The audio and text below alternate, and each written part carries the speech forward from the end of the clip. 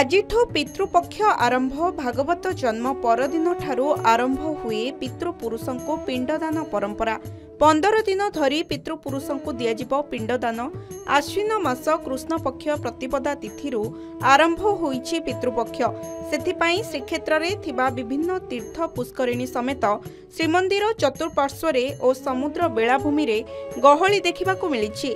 बहु लोक निज निज पितृपुरुषों उद्देश्य रे तर्पण और पिंडदान करिसंती।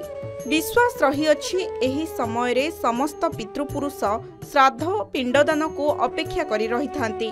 एणु श्रद्धार सह एही समय रे रीतिनीति अनुसार करा जायथाय श्राद्ध। पितृपुरुष माने सेमानंक वंशधर मानंक द्वारा करा जायथिबा तर्पण श्राद्ध एवं पिंडदान इत्यादि रे संतुष्ट होई सेमाने वंश वृद्धि सुख एवं समृद्धता पाई आशीर्वाद प्रदान करिथांती।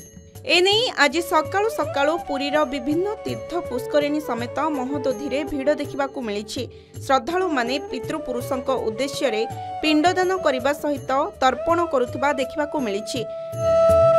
दीर्घ 15 दिन धरी पितृपुरुष मानक उद्देश्य रे तर्पण कराजिबार विधि रहिथिबा बेले आसंता महालया अमावास्या पर्यंत पितृपक्ष चलिबो।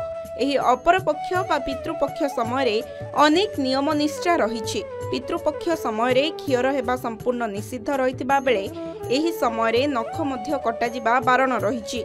एपरिकी अपर पागरे अर्थात बाहरे भोजन करिबा संपूर्ण निषिद्ध अटे। सेहीपरि तिल तर्पण श्राद्ध और पिंडदान करिबा समय संपूर्ण शुद्धपूत भावे रहिबार विधि मध्य रही।